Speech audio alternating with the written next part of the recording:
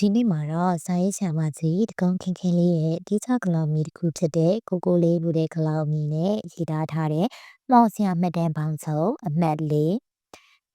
ဟဲကမှတရားပြလိုက်ကြီးဝတ္ထုရှိကိုဖတ်ပြပေးပါမယ်တရားပြလိုက်ကြီးဥပစင်းဦးနန္ဒီယာနဲ့ကိုရင်ပဏိတာတို့မှာကျွန်တော်ဤဆရာဖုန်းတော်ကြီးကုသဝနာဤလက်တုံးတပေကြီးများဖြစ်ပြီးလျက်အကရိတ်ဘက်တွင်လည်းအတော်ချမ်းချင်သူများဖြစ်ကြလေ၏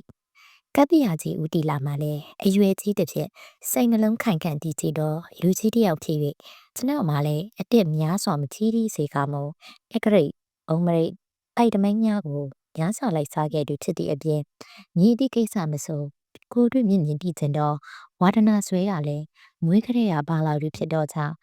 ဆရာဘုန်းတော်ကြီးဦးစာဝနာထံတွင်နေ့စဉ်လိုလိုအကရိတ်အကြောင်းဘုံမရိတ်အကြောင်းဖျားတိုက်တကြားတိုက်ခဝံပတိတိုက်ဇာဂရုတိုက်ယမန်ကန်းတိုက်စတော်တိုက်အကြောင်းအရာများကိုစင်ကြယ်စင်လက်များများနဲ့စကားအတုပ်ပြန်ရှောက်တာပြုတ်ချုံမြဲဖြစ်လေ၏ဆရာတော်မှလည်းအကရိတ်ဘုံမရိတ်များကိုအတော်ပင်လိမ့်စားခဲ့တော့ပုဂ္ဂိုလ်ကြီးတစ်ပါးဖြစ်၍ကျွန်တော်ကက်ကက်တက်ရှောက်မိသည်များကိုရှင်းလင်းပြတ်သားစွာဖြေဆိုရုံမကဒွိရဖြစ်နေတော့ကျွန်တော်ဤစိတ်များကိုပဲကြောက်ဖြစ်စေရမှဆရာဘုန်းတော်ကြီးအကရိတ်တစ်လုံးကိုတကုန်းကုန်းဖို့ထိုးခဲ့တော့လေရွှေဖြစ်ငွေဖြစ်ကိုမမျော်လင့်မဲ့ထွေရလန်းကိုသာတဲတဲမဲမဲလိုက်ပါချူးစားနေတော့ပုဂ္ဂိုလ်ကြီးတစ်ပါးဖြစ်သည့်အတိုင်းယခုအခါယူရီးယားနေစေရှိတရားကြလိုက်ကြီးကိုတွားရောက်တူးဖို့ရန်ထွက်လာရတွင်ဆရာတော်ကြီးကအတူလိုက်ပါရန်ရွေးချယ်ခေါ်လာခြင်းခံရသူတို့မှာဥပစင်းဦးနန္ဒီယကိုရင်ပဏိကကပ္ပိယကြီးဦးတီလာနဲ့ကျွန်တော်ပါပေါင်း၄ယောက်ဖြစ်၍ယခုအခါကျွန်တော်တို့နှင့်တကွ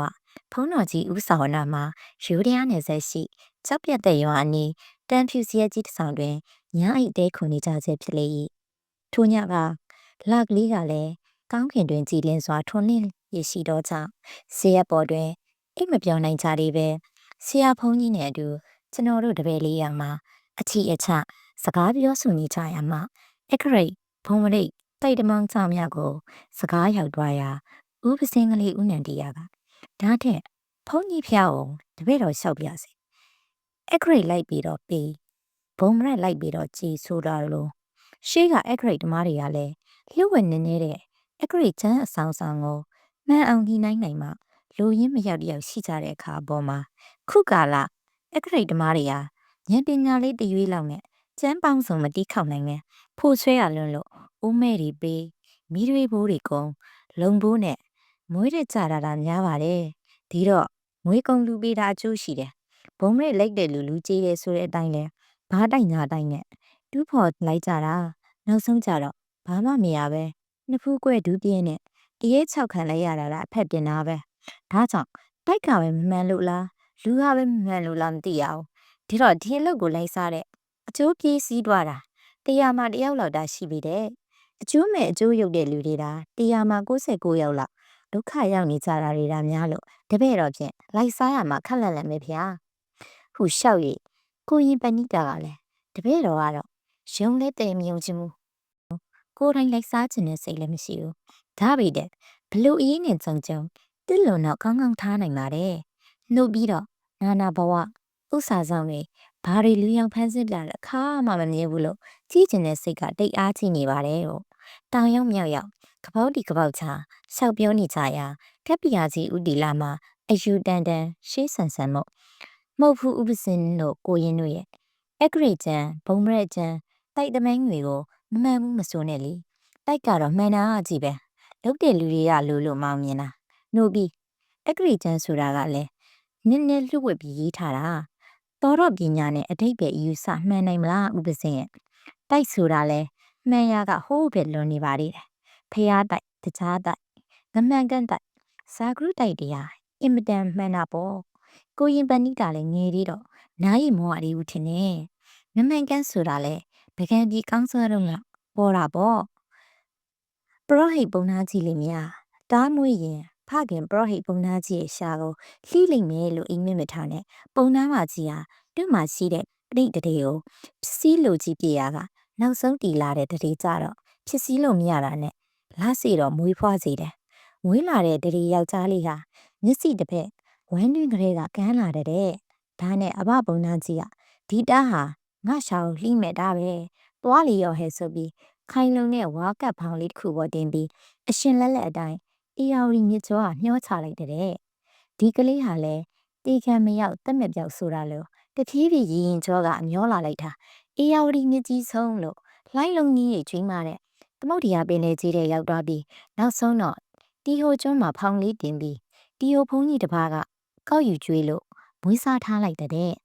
ဖုန်းကြီးကလည်းဘီဒီပညာမှာတစ်ဖက်ကန်းရအောင်ကျွမ်းချင်းဒီတငယ်ရဲ့သွေးရလဲဖခင်ပရောဟိတ်ကြီးရဲ့သွေးပါတဲ့အပြင်သူ့ညံကလည်းဘီဒင်အရာမှာရဲရဲတော့ပါရမီရင့်တန်လာခဲ့လို့ဖြစ်လေတော့ဆရာဖုန်းကြီးကစောက်ရိုင်းနဲ့တူတဲ့တပည့်ကိုပညာတိချခြင်းဒီဟုတော့စောက်ပြင်ပေါ်မှာတင်တွေးလိုက်တာနဲ့တပြိုင်နက်အေးရောင်တလစ်လစ်ထွတ်ပြီးတီဟွန်ကျွန်းမှာပင်သူ့နာမည်ဟာမျက်စိတစ်ဖက်မပါတာအကြောင်းပြုပြီးငမှန်ကန်းနဲ့ကြောချားနေတော့တဲ့ဒီတော့တချို့ကလည်းမနာလိုဝင်တိုးတဲ့တဘောနဲ့ငမှန်ကန်းအကြောင်းကိုငငယ်ကဖောင်းနဲ့မျောလာတဲ့အကောင်ကလီကဝမွေးပြီးရေထဲဆွန့်ပစ်လိုက်တဲ့အယုတ်မာသားလို့အချင်းချင်းနားမဆန်အောင်ပြောနေကြတာတွေကိုငမှန်ကန်းကြတာနဲ့ခုတ်မဟုတ်ဆရာဖုန်းကြီးကိုမီးလျှောက်ကြည့်တဲ့အခါမှာဆရာဖုန်းကြီးကလည်းဟုတ်တယ်ငါတပည့်ကိုပကံကြီးကညှော့ချလိုက်တဲ့စာကမီးနဲ့ဆရာဖုန်းကြီးတွေးလို့မွေးစားရပြီတဲ့ဆိုတာမကွယ်မဝဲဖဲဖွင့်ပြောရရှာတာပေါ့ဒီတော့ငမှန်ကန်းလဲသူ့စာတီပကံကြီးကိုတွားမယ်ဆိုပြီးထွက်လာခဲ့တာပဲသူ့စိတ်ထဲမှာတော့တူးမိပါဘယ်သူဆိုတာတိကျနေရရစစ်စစ်စွန့်ပစ်လိုက်တဲ့အတွက်လဲစိတ်ထဲကနာကြီးတပေါ့လေဒါနဲ့နောက်ဆုံးပကံကြီးရောက်လာဖုန်းကြီးကြောင့်တကြောင်မှဝင်တဲတော့ဘေးရင်အတက်ကိုဟောနေလို့နာမည်ကြီးနေရကတနေ့မှာဖခင်ဖြစ်တဲ့မင်းဆရာပုံနာကြီးကနန်းတော်ဆောက်စီကတည်ရွေးနေတဲ့အနာငမှန်ကန်းရောက်သွားလို့ရက်ကြည်နေစံပုံနာကြီးအထူးရွေးပေးတဲ့နန်းတော်ဦးယူတိုင်းကိုဝင်ကိုင်းပြီးဒီတိုင်းဟာမင်းဆရာပုံနာကြီးရွေးချယ်ထားပြီးတဲ့မကောင်းဘူးအတွင်းကခြာပုံးစားပြီးအခေါင်းကြီးလည်းဖြစ်နေတာအခေါင်းကြီးထဲမှာလည်းဖားကြီးအိုးစီလောက်ပါတယ်ဒီအတွက်နန်းတော်တိုင်းလို့ရမထိုက်တန်ဘူးလို့ဝင်ပြောတော့ဘရင်ကအံ့ဩနေတဲ့မင်းဆရာပုံနာကြီးမှာပြိတ္တတဲ့မိမိအဟောအပြောကိုစစ်စီးအောင်ပြုလာရမလားလို့ဒေါသတရားရှိထားပြီဟဲ့တော်တာပုံနာဖြစ်ကလေးမြင်ပြောတာဟုတ်ရင်ဟုတ်စေမဟုတ်ရင်နစ်ရှာကိုလှီးမိလို့ပြန်ပြောတဲ့ငမှန်ကန်းကလည်းချုပ်ပြောတာမှန်ရင်အသိရဲ့ရှာကိုကျွန်ုပ်ကဖျက်ရလိမ့်မယ်လို့ပြောပြီးတက်တုံးကိုခွဲကြည့်စီဟာငမှန်ကန်းပြောတဲ့အတိုင်းတက်ခေါင်းဆွေးကြီးဖြစ်နေပြီးအတွင်းကဖားကောင်ကြီးခုန်ထွက်လာတာနဲ့ငမှန်ကန်းကအနိုင်ရတော့လို့ကိုင်းဆရာကြီးဘယ်နဲ့လဲရှာကိုလှီးရတော့မလားတင်တုံးသားကြီးကိုကိုင်းပြောတော့ပရောဟိတ်ကြီးကဒီတစ်ခါရှိစေအောင်နောက်တစ်ခါမှလျင်တင်ကျွန်ုပ်ရှာကိုလှီးတော့လို့ပြောတာနဲ့ငမှန်ကန်းကလည်းတဘောတူချမ်းသာခွင့်ပေးလိုက်တဲ့အတွက်ပုံနာကြီးမှာတက်တာရသွားတယ်နောက်တစ်ခါနန်းတော်တိုင်းကြီးရေးချက်ပြီးတဲ့နောက်တိုင်ထူရင်ရွေးချပြန်ရမှာလဲပုံနာကြီးကညီတိအရက်ကတိန်းနှကောင်ငါးကိုတုတ်ချီလာလိမ့်မည်နန်းတော်ဆောင်မီနေရာရောက်လျင်တိန်းလက်မှငါးသည်ဤနေရာတွင်ကျလာလိမ့်မည်ငါးချပြီးနေရာမှာတိုင်ထူရမည်လို့စီဝိုင်းရေးပြီးအခပေးပြန်ရမှာငမှန်ကန်းကအတင်ပြသောနေရာမှာရှေးဥစွာကြမည်မှန်၏သို့တော့ငါးသည်ကြရမှခုံ၍ဟောဒီကကျွန်ုပ်ပြတော့စီဝိုင်းတွင်တို့ရောက်လာမည်ဖြစ်၍ကျွန်ုပ်ပြောပြသည့်နေရာမှာတိုင်ထူပါလို့ပြန်ပြောတော့ပုံနာကြီးကဒီအကောင်ငါစကားကိုဖြစ်လို့ဖြစ်စီလှုပ်လာတယ်ဟုတ်လင်ဟုတ်စေမဟုတ်လင်ရှာဖြက်ထန်လောင်းချပြန်ရ၎င်းတို့ပြီးတော့အချိန်မြောက်ပင်တင်းစုံကငါ့ကိုတုတ်ချလာပြီးရှေ့ဦးစွာပုံနာကြီးပြတော့စီဝိုင်းတွင်ကြာပြီးမှတဖန်ခုံထွက်ခါငမှန်ကန်းရဲ့စီဝိုင်းနဲ့ဝင်မိပါရောတဲ့ဒီတစ်ခါမှာငမှန်ကန်းကပဲပုံနာကြီးကိုရှာမလီလေးပဲချမ်းသာပေးလိုက်ပြန်တယ်ငမှန်ကန်းလဲတကယ်အရေးတဲ့ဖြစ်လို့ထင်းပေါ်ကြောချပြီးဘရင်မင်းတရားကြီးကကောက်ယူခါစားစေတဲ့ဒီလိုနဲ့တနေ့တော့အခါဘရင်မင်းရဲ့ညီလာခံတပင်တွင်ပရိသတ်ဆုံလင်နှုံဘရင်ကိုးကွယ်တဲ့တာရဏပိုင်ဆရာရဟန်းတော်ကြီးကြွလာလို့တာရဏပိုင်ကြီးကမင်းဆရာပုံနာကြီးဟာဘယ်နဲ့ပရောဟိတ်ကြီးနက်ခတ်တရားညာရှုပါ၏လားလို့မေးတော့ပုံနာကြီးကကြည်ပါသည်ဆရာတော်ကြီးအသက်ရှိ၍ကျမ်းမာချမ်းသာစွာရှိပါမည်ဟုပြောလိုက်တဲ့ဒီတော့အနီးမှာခါစားနေတဲ့ငမှန်ကန်းကပရောဟိတ်ကြီးအတင်းဒီနက်ခတ်သားရကိုအကယ်မရှိပဲရှုလီဟန်ပြောသည်ပရောဟိတ်တမ်းမဲ့လိန်နေရမည်လားနက်ခတ်သားရအလိုအဖြင့်တာရဏပိုင်ဆရာယဟန်သည်ရှနေပဲတက်တန်းစိနေပြီးအီညီလာခံတပင်ကအပြန်တွင်တေရမည်ဟု အသက်ထ၍ပြောလိုက်တဲ့ပုံနာစီကလည်းနင်းဖောင်းဆောင်ရှိတွင်ဤတို့ပြောရမည်လားဟုရှာလီစီအလံကစားပြုချပြန်ရာတာရနာပိုင်ကြီးမှာငမှန်ကန်းကိုလွန်စွာအမျက်ထွလျက်နဲ့စောင်းပြန်ကြွသွားပြီးထိုနေ့မှာပင်ကုနီတရာကရုတ်တရက်အထားလိုက်တွင်မတော်တဆထုတ်ကတံမော်နဲ့ဖုံးကြီးငယ်ထိတ်ထိုးမိပြီးတခါတည်းပြန်တော်မူရရှာတယ်ဒီတော့ငမှန်ကန်းမှာပရောဟိတ်ဆရာကြီးနဲ့အလံကစားပြုခဲ့သည်မှာ၃ချိန်များနိုင်ရခဲ့ပြီးချစ်၍ပရောဟိတ်ကြီးဒီတခါတင်းဤရှာကိုလှီးတော်မူဟုငမှန်ကန်းကပြောရာပရောဟိတ်ကြီးမှာဤတစ်ချိန်တီးခံပါဟုဆိုရမှရှိပြီ။ကဲငါဤကလေးအတိုင်းငါဤရှာကိုလှီးတော့တို့ရတွင်တင်းဒီငါကိုလွှမ်းမိုးနိုင်ရုံမကငါဤရှာကိုပင်လှီးရတော့မည်ရှာကိုမလီးမီတင်းဒီဘဲရက်ကလာ၍တီးဤမိပါကောင်ညီတူညီပွားဟုငါအားပြောပါအောင်ခုမင်းမြတ်ရာငမှန်ကန်းမှာစနုံမှာတကယ်ကြီးကမိချစ်သည်စနုံမိပါများမှာညီတူညီပွားဟုတ်မသိစနုံငယ်စဉ်ကဝါပေါင်တင်တင်၍ညှောလိုက်တဲ့ဖြင့်တီဟိုကျွန်းတွင်ကြီးပြင်းခဲ့ရသည်ဟုဆိုမှပရဟိတ်ကြီးမှာနင်းမြဤတားမှန်တီး၍နင်းမြအိမ်မဲအရာရေတွင်မျောခဲ့ချောင်းယခုမှတားမှန်တီးရချောင်းပြောလို့တားအဖမှန်တီးကြသည်ငမှန်ကန်းကလည်းရှာမလီတော့ပဲအတူတကွနေထိုင်ချရတဲ့အဲ့ဒီလိုတားဖာတူနေချတဲ့အခါငမှန်ကန်းမှာဘေးတင်မှန်လွန်းလို့အထူးနာမည်ထင်ရှားပြီးလက်တပတ်ကအများစွာရှင်လန်းလို့စမ်းအပွင့်ကြီးပွင့်နေသည်ပရောဟိတ်ကြီးမှာတော့ရှေးကလိုလက်လာပါများတော့ပဲအရင်ကသူ့မိတ်ဆွေဟောင်းတွေကပါခွဲခါရေးလှုပ်ထားချတာနဲ့တားအဖတွေမဲ့အမြင်တိုးတဲ့ပုံနာကြီးမှာငမှန်ကန်းရဲ့စစီရတစီချောင်းတွေကိုဒါကြံစီအားထုတ်နေတယ်လေဒါနဲ့နောက်ဆုံးတော့ကွယ်ငမှန်ကန်းကိုပရောဟိတ်ကြီးကတိတ်တဆိတ်စားတဲ့ကိုယူစိတ်ခက်ကြွေးတာနဲ့ယူတွားရှာတယ်အဲ့လိုယူနေတော့လေသူဟောရမြပြောရမြတွေဟာမှန်တာကြီးပဲတဲ့သူ့ပေမဲ့အကောင်းတော့ကလို့စီကစင်ကမပြောပဲတစ်ချက်စိတ်ထဲမှာစွတ်မိဆွေရပြောထက်တာကိုတခါလဲပရပိုက်စုပ်တစ်ခုနဲ့ကန့်ကူစံကြိုးတစ်ချောင်းကင်ပြီးသူ့စိတ်ထဲရှိတာစက်ကပြောလက်ကရေးလုံနေတာကိုဘယ်နေရာမဆိုသူပြောတာမှန်တာပဲဘယ်နေရာမှာရွှေရှိတယ်ဘယ်နေရာမှာငွေရှိတယ်လို့တစ်ချက်လွတ်ပြောတာကြားထားလို့သူကဖော်ကြည့်ရင်အဟုတ်ရှိတာပဲတဲ့အဲ့ဒါနဲ့ဓာတ်တီယူများကသူ့နောက်တစ်ခေါက်ကောက်လိုက်ပြီးသူပြောတဲ့စကားတွေရေးမှတ်ယူချတယ်ငမှန်ကန်းကလည်းသူပြောသွားတဲ့စကားတစ်ပိုင်းတစ်စကိုလူကြားသွားရဲ့ထင်တာနဲ့တစ်ဆိုင်နဲ့ဒိန်းတောင်နဲ့အော်ပြီးပြေးရောတဲ့ဒါကြောင့်လိုက်ပြီးချားနားထောင်တဲ့သူများကအကြီးကောင်းဒိန်းတောင်ဖြစ်တယ်လို့စကားပုံလို့ပြောကြတာပေါ့ဒါနဲ့နောက်တော့ငမှန်ကန်တရားရှာတယ်သူမတေးခင်သူ့ကိုသူဘေးတင်ဟောခဲ့တယ်ငါတေးပြီးမှပေါင်ကျိုးလိမ့်မယ်ဆိုတဲ့အတိုင်းသူတေးတဲ့အခါခေါင်းတလားလှုပ်ထားတာကနည်းနည်းငယ်နေလို့ပြင်းလဲမပြင်းကောင်းတာနဲ့ပေါင်ကိုချိုးဖြတ်ပြီးထဲလိုက်ရတယ်တဲ့အဲ့ဒါကြောင့်ငမှန်ကန်ပြောခဲ့တဲ့စကားတွေစွမှတ်ထားတဲ့ဟာကိုငမှန်ကန်တိုက်ရဲလို့ခေါ်တာပေါ့နှုတ်ပြီးဇာဂရုတိုက်ဆိုတာကတော့တာလွန်မင်းတရားကြီးလက်ထက်ကမင်းသုံးပုံနာဇာဂရုဆိုတာဘေးတင်အရာမှာလွန်စွာမှန်လွန်းလို့အင်မတန်ကြော်ကြတယ်တာလွန်မင်းတရားကြီးဟာကောင်းမှုတော်ဖရာကြီးကိုတီတော်မူရာကပြည်စည်းလို့ထီးတင်မို့လိုတော့တာနဲ့ဇာဂရုပုံနာကိုထီးတော်တင်ဖို့အခါရွေးခိုင်းတော့ပုံနာကအခါမပေးတဲ့အပြင်အရှင်မင်းတရားကြီး9ရက်အတွင်းနိုင်ရွာဆံပါလိမ့်မယ်လို့ရဲစွန့်ဟောတဲ့အတွက်တာလွန်မင်းတရားကြီးကအမျက်ထွက်ပြီးပုံနာကြီးကိုမောင်မင်းဟောတဲ့အတိုင်းမှန်ရင်မှန်စီမမှန်ရင်တတ်မယ်လို့ဇာဂရုပုံနာကိုတန်ချီချင်းခတ်ပြီးထောင်တွင်းအချင်းချထားတယ်နေ့စဉ်လဲရှေ့တော်ခေါ်ပြီးဟဲ့ဇာဂရုနင်ဟောတာမှန်မဲလားပြင်ဟောခြင်းဟောအောင်လို့မေးတော်မူတယ်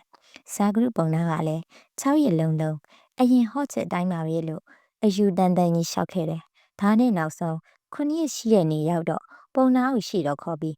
ဟဲ့ဇာဂရုဒီနေ့9ရက်ရှိပြီဘယ်နဲ့လဲလို့မေးတော့ပုံနာကလည်းအချိန်လိုပါလေတဲ့ဖေဟာလို့ရှောက်တဲ့အဲ့ဒါနဲ့ညတကောင်မတိုင်မီတာလုံးမင်းတရားကြီးရုတ်တရက်အခြားယောဂကဲရောက်ပြီးနက်နက်လင်းအားကြည့်တော့နက်ရွာဆံမရောတဲ့ဒါတော့အဟောပြောမှန်းလိုက်တယ်လေဒါကြောင့်အဲ့ဒီဇာဂရုပုံနာကြီးရဲ့ဟောချက်တွေကိုလည်းဇာဂရုတိုက်ခဲ့လို့ထင်ရှားခဲ့တယ်ဒီတော့ရှေ့ကပညာရှင်များရေးထားခဲ့တဲ့ကျမ်းတွေကမှန်ပါတယ်နောက်ပေါက်ပညာကံနည်းပါရှာတဲ့လူတွေက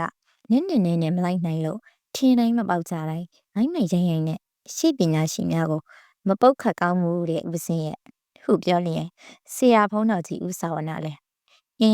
ရှေ့ကအက္ခရိတ်ကျန်ဘုံမြိတ်ကျန်နေစာပေတွေဟာခုကာလလို့အတိတ်ပဲပေါ်ပေါ်ထင်ထင်နဲ့ဒဲရူရေးထားခဲ့တာမဟုတ်ဘူးတပည့်တို့ရဲ့လှဝက်နေနေတဲ့စကားတွေနဲ့ဖုံဖုံဖိဖိပညာရှိခြင်းမှတွေးယူပြီးတည်နေအောင်ရေးခဲ့တာကလားပညာရှိတွေရေးခဲ့တဲ့ကျန်ရှေ့ပညာရှိများတောင်လိုက်လို့မမီပဲအလွဲလွဲဖြစ်ခဲ့ရတယ်ဗကံကြီးကအရှင်အဆဂေါနာတို့ကြည်ပါလားထွရက်တွေလိုက်စားလို့ကြရာတန်တေးအောင်တပေပေတသေးတေးဖိုးထိုးခဲ့တာဘယင်ကပါအားပေးကုန်ကြီးပြီးပစ္စည်းပန်နာလူရထောက်ပံ့ခဲ့တာ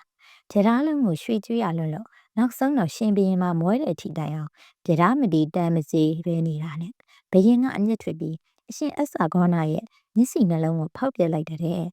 အရှင်အဆဂေါနာလည်းစိတ်ပြစ်ကြီးဖြစ်သွားပြီးဓာတ်လုံးကြီးကိုစိတ်နာနာနဲ့ကိုနီအိမ်ကမစင်တွင်းနဲ့ပြစ်ချလိုက်တဲ့ဒီလိုနဲ့နေခဲ့ကြတော့အရှင်အဆဂေါနာရဲ့တပည့်အကြောင်းသားလေးဟာတညမှာမစင်တွင်းတွေကဝင်းဝင်းဝင်းနဲ့အယောင်ထွက်နေတာတွေတွေ့မြင်တာနဲ့နနစ်ကြတော့ဆရာဖုန်းကြီးကိုရှောက်ထားနဲ့အရှင်အဆဂေါနာကဝမ်းတာအားရဖြစ်ခါမစင်တဲ့ကထလုံးကိုအရေးတကြီးကောက်ခိုင်းပြီးဈေးတွေကအတားရောင်းတဲ့ဆိုင်ကရရမျက်လုံးတစ်စုံကိုအမြန်ဝဲလို့ခိုင်းလိုက်တော့ကျောင်းသားကလေးလည်းမရစိတ်မျက်လုံးတစ်ဖက်နဲ့နွားမျက်လုံးတစ်ဖက်ဆက်ပြီးမျက်လုံးတစ်စုံရအောင်ဝဲလာတဲ့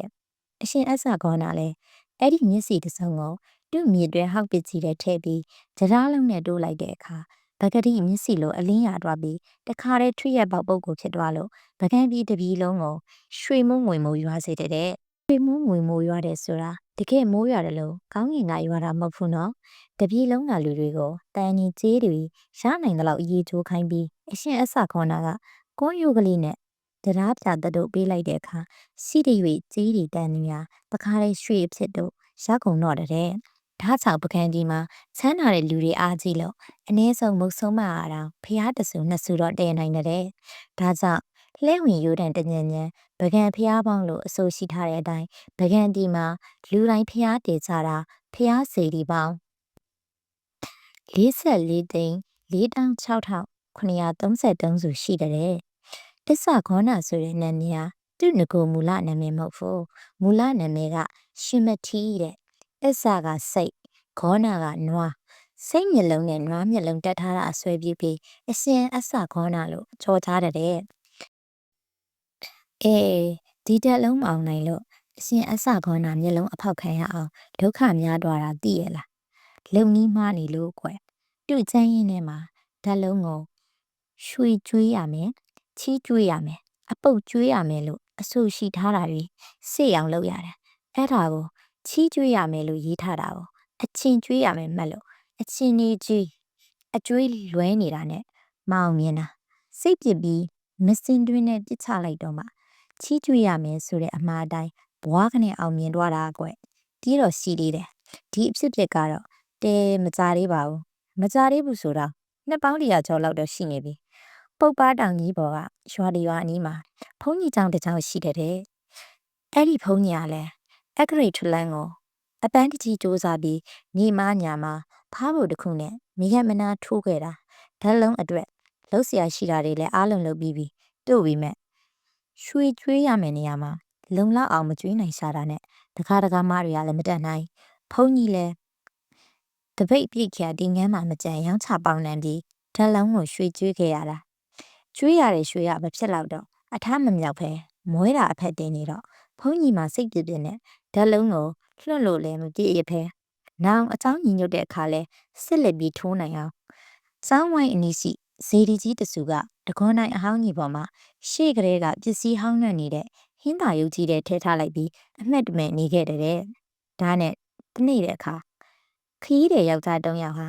အဲ့ဒီတကွန်တိုင်းကြီးနဲ့အနီးဆုံးဖြစ်တဲ့ဇရက်တဆောင်မှာလာပြီးအချိန်မလှတာနဲ့တညညတဲ့ခိုအိတ်စစ်နေကြတဲ့ညကြတော့ခီးတဲ့3ယောက်အနက်တယောက်မှာပစ္စည်းဥစ္စာမပြည့်စုံတာနဲ့နေရေးထိုင်ရေးစားရည်တောက်ရေးအတွက်အပူရှိနေရှာလို့အဖော်2ယောက်အိတ်နေပြီမဲ့သူ့မှာအိတ်မရပဲမျက်လုံးအပြဲသားနဲ့အိတ်ရထဲမှာပလစ်ကြီးလှမ်းပြီးနဖူးတော်လက်တင်စင်းစားခံဝင်နေတဲ့လာကလေးကလည်းချိန်အောင်တားနေတော့သူ့ချေရင်ကတကွန်နိုင်ကြီးကိုလည်းမျက်လုံးထဲမှာအမြင်မြင်နေရတာနဲ့စိတ်ကတောင်ရောက်မြောက်ရောက်တွေးနေပြီမဲ့မျက်လုံးကတော့ တကုန်းတိုင်းထိပ်ဖျားကကျွန်းနာဟင်းနာရုပ်အပြစ်ကြီးကိုကြည့်နေတော့လူချေတိတ်နန်းဖြစ်တဲ့အချိန်လေးရောက်ရောတကုန်းတန်းထိပ်ကဟင်းနာရုပ်ကြီးဟာအတောင်ကားကြီးနဲ့လှုပ်လှုပ်ရှားရှားလှုပ်လာတာနဲ့ခီးစေယောက်ျားမှာအံ့အားကြီးတင့်နေတော့ဟင်းနာရုပ်ကြီးဟာအတစ်ဝင်လာတယ်လို့တခါတည်းမြောက်ဆူဆူကိုပြန်သွားတယ်တဲ့တက်နဲ့တကူမကြုံဘူးအောင်ထူးခြားတဲ့အရာကိုမဝေခွဲနိုင်အောင်စဉ်းစားနေရင်နဲ့လင်းအားကြီးလောက်ရှိတော့ဟင်းရုပ်ကြီးဟာမြောက်ရောက်ကပဲပြန်လာပြီးတကုန်းတန်းထိပ်ဖျားမှာပကတိအတိုင်းပြန်ပြီးနေရာတခြားအတိုင်းတီးနေတယ်တဲ့ဒါနဲ့ခီးတယ်လေမကြုံစဘူးထူးခြားတဲ့အဖြစ်ကိုသိချင်တာနဲ့နည်းနည်းလင်းလို့အပေါ်နှစ်ယောက်ခီးဆက်လက်ပြီးတွားချတဲ့အခါတူနေထိုင်မကောင်းလို့လိုက်နိုင်နေကြောင်းနောက်မှလိုက်လာမည်တွားနေကြပြီတော့လို့ပြောပြီးခွဲထွက်လိုက်ပြီးတဲ့အခါတယောက်တည်းကြံရတော့မှညကြဇရက်ပေါ်ကနေပြီးနှင်းရုပ်ကြီးကိုထိုင်ကြည့်ရင်းနဲ့ထူးဆန်းတဲ့အဖြစ်ကိုစဉ်းစားနေရကတိချင်တဲ့ဇောကလည်းအားကျိန်နေလို့တခွန်နိုင်ပေါ်ကြပြကြရတစ်ပြီးနှင်းရုပ်ကြီးကိုတင်းကြီးကြီးဖစ်ထားရောတဲ့ဒါနဲ့လူချီလေးတိတ်ရောနှင်းရုပ်ကြီးဟာလှုပ်ရှားလာပြီးမြောက်ဆူဆူကိုလှင်မြန်တဲ့အဟုန်နဲ့ပြန်သွားတဲ့အပေါ်ကပါလာတဲ့ခီးတဲ့မှာလဲညံ့ညံ့ကြီးဖြစ်ပြီးညစ်ကြီးပေါ်ခွာစီးရပါလာတဲ့ညစ်ကြီးဟာလဲကောင်းကင်ရန်ကတက်တရဘောင်းတောင်စင်တောင်တန်းတွေပေါ်ကျော်နေပြီးခရီးပြင်းသွားရာကမကြခင်ပဲအင်မတန်မြင့်နဲ့တောင်ထွက်တောင်ဖျားကြီးတစ်ခုပေါ်ရောက်လို့နှင်းရုပ်ကြီးလဲဂရီပါမွှေးရှည်ကောစောကြီးများလို့အလွန်တရာနူးညံ့ပြော့ပြောင်းတဲ့ရက်ခင်းကလေးတစ်ခုပေါ်မှာဆင်းတင်နားနေတဲ့နှင်းရုပ်ကြီးဆင်းတာနဲ့ခရီးတယ်လဲရက်ခင်းပေါ်မှာဆင်းထိုင်ပြီးနှင်းရုပ်ကြီးရဲ့ရေကဲကိုစောင့်ကြည့်နေတဲ့ဒီအထွတ်မှာပဲနှင်းရုပ်ကြီးရဲ့ဝမ်းပိုက်တွင်ကဝင်းဝင်းဝင်းဝင်းနဲ့အလုံးကြီးတစ်လုံးပြန်ထွက်သွားတာနဲ့ခရီးတယ်လဲအလုံးကြီးပြန်တဲ့နောက်ကမြစ်ချင်မပြတ်အောင်လိုက်ကြည့်တော့နေရကွက်လက်တစ်ခုမှာရွှေငွေကြောက်တံပရမများနဲ့ရတနာခုနှစ်ပါးတွေဟာတဝင်းဝင်းတလစ်လစ်နဲ့အချောင်ကြီးပြုတ်ပြုတ်ပြစ်ပြစ်ထွက်နေတာကိုတွေ့ရတယ်။အလုံးကြီးကလည်းရွှေတလင်းနဲ့ဆင်းပြီးလူလိတ်အားရမှမနှိမ့်တနိမ့်ကလေးဝိုးဝိုးဝင်းဝင်းနဲ့ဟင်းရုပ်ကြီးရှိရပြန်လာလို့ခရီးတယ်လဲကြပြကြရဟင်းရုပ်ကြီးရှိရပြေးလာပြီးတွေ့ဖြစ်ထားရတဲ့ဒါနဲ့ဝင်းဝင်းဝင်းအလုံးကြီးလဲညှို့ဝမ်းပိုက်ထဲဝင်မိတာနဲ့တပြိုင်နက်ညစ်ကြီးဟာမူလလာရလမ်းကိုပြန်လို့ခီးတဲ့ယောက်ျားလဲဇရက်ကြီးပေါ်ပြန်ရောက်လာပြီးနည်းနည်းလင်းတော့ចောင်းထိုင်ပုံကြီးကိုအကျိုးအကြောင်းတစ်လျှောက်တော့ဖုန်းကြီးမှာဝမ်းတာအားရထခုံမာရောတဲ့ဟဲ့တခါရဲ့ဒီဝင်းဝင်းအလုံးကြီးဟာငါထိုးနေတဲ့အက်ဂရိတ်ဓာတ်လုံးကြီးတဲ့လှုပ်ရှားရှိတာတွေအကုန်လှုပ်ပြီးပြီရွှေဝါဝမကျွေးနိုင်နေတာတခုပဲကျန်တော့တယ်ဒါနဲ့ငါလည်းစိတ်ပြလွန်းလို့လှုပ်မပြေရထားနဲ့အဲ့ဒီနှင်းရင်ကြီးတဲ့တွားထည့်ထားလိုက်တယ်ခုတော့ငါထက်လုံးဟာအန်ခါနီးဆဲဆဲရွှေမစားရတာလေးတခုကြောင့်တန့်နေတာတူတကိုးနဲ့တူရွှေရှိရတွားအောင်ဝါအောင်စားရှာတာပါလားဟဲ့တခါနေရောက်ခဲ့တာတခြားမဟုတ်ဘူးရောက်ဆူးဆူးမှရှိတဲ့ဟိမွေနာတောင်အနီးကချမ်းရံပြီးနေတဲ့ဝေဘူးလဝေပါလတောင်နဲ့ဒီတောင်လေးမှာရွှေငင်ကြောက်တံပရမတွေပေါ်များလွန်းလို့အများအားဖြင့်ရွှေတောင်ငွေတောင်ပရမတောင်လို့တောင်ခေါ်ကြတကားကိုင်းဒီကနေ့ညတကားနဲ့ငါဟိမွေနာကိုရောက်ဖူးအောင်လိုက်သွားကြစို့လို့တိုင်မြထားကြပြီးညကြတော့နှီးရုပ်ကြီးကိုနှစ်ယောက်သားဖက်လိုက်သွားကြတဲ့ဟိုရောက်တော့ဖုန်းကြီးမှာတူအလုံးကြီးရွှေစားတာကိုအားရပါရကြည့်ပြီးဝမ်းအသားကြီးတားနေလို့ဘာမှယူဖို့တတိမရပြီတဲ့တကားလုတ်တဲ့ကိုအဘွားမှာတော့ရှင်ငွေကြောက်တံပရမများကိုကပိုက်ထဲဆက်လောက်ထဲယူပြီးဖုန်းကြီးနဲ့အတူနှီးရုပ်ကြီးစီးပြီးပြန်လာကြတယ်ဖုန်းကြီးလဲသူ့ပြတားလုံးအောင်တာနဲ့နောက်တတုတ်ဟိမွေနာတောင်းလိုက်သွားပြီးတခါတည်းပြန်မလာတော့ဘူးတဲ့ခီးတဲ့ယောက်ျားလဲသူ့ရွာပြန်ပြီးရခုတိုင်တားစီမိစစ်ချမ်းသာနေကြတဲ့အဲ့ဒါလိုပဲအင်မတန်ညံ့အမျော်မြင်နဲ့လို့ကြတာတောင်လွဲမိအောင်လွဲကြသေးတယ်နောက်ပြီးအနှံ့ရှစ်ဖြစ်စည်းဆိုတာလဲအင်မတန်များတယ်တရားဝိစာတန်ဝိစာဆေးဝိစာဆိုတဲ့ဝိစာတွေကလည်းအနည်းနေဖုံဖုံဖြစ်စည်းတတ်ကြသေးတာဒီလိုထွေးရကိစ္စတွေနဲ့ဆက်ပြီးဆေးဝိစာကြီးတွေပျော်ပါနေထိုင်လေရှိတဲ့ပုပ်ပါတောင်ကြီးမှာအသုံးဝင်တဲ့ဆေးပင်ဝါပင်ဆေးမြဝါမြက်တွေလည်းအင်မတန်ပေါ်တယ်ကမုံပေါက်တစ်ထောင်ကျော်ပျော်မွေးတဲ့ဆေးတောင်ကြီးကလားတောင်ကလပ်ဆိုတာများရှေ့အခါကလူအယောက်ပေါက်လဲနေတယ်ရောက်တော့မှဖြင့်လဲဆေးကြိတ်တဲ့ကြောက်ဖြားတွေပေါ်မှာဇော်ကြီးတွေဝိစာတွေပူပရနွေးနွေးဆေးကြိတ်သွားတဲ့အရာတွေပါတွေ့ရတယ်မိပင်အောက်ရောက်လို့မိနေတဲ့လူတွေလည်းရှိတယ်ရွေးရှင်နေငန်းကြီးတွေဟာလည်းသုံးတဲ့စိန်တောက်ကိုရေစင်းတောက်တတ်တယ်အဲ့လိုရေတောက်တဲ့အခါလူကအစင်တဲ့တွေ့ရင်ရုတ်တရက်ဓာတ်နဲ့တုံးစစ်ဖြတ်ပြီးညိုလိုက်ရင်တခါတည်း ကာယတိတ်ထိပေါက်ရောတဲ့ကမုံဘလူကမုံဝိစာကမုံနေများဆိုတဲ့ထူးဆန်းတဲ့ကမုံပင်တွေလည်းရှိသေးတယ်ဒီကမုံပင်တွေကတနေရာလေးလည်းအမြင်မနေဘူးတွေးထိုက်တဲ့လူမှလည်းတွေ့ရတယ်အာဟာရတိတ်ထိပြီးစေတတ်တဲ့ဆေးတစ်ပင်တစ်မျိုးလေးရှိသေးတယ်ဘယ်အပင်ရဲ့လို့တော့မသိကြဘူးဟိုတလောက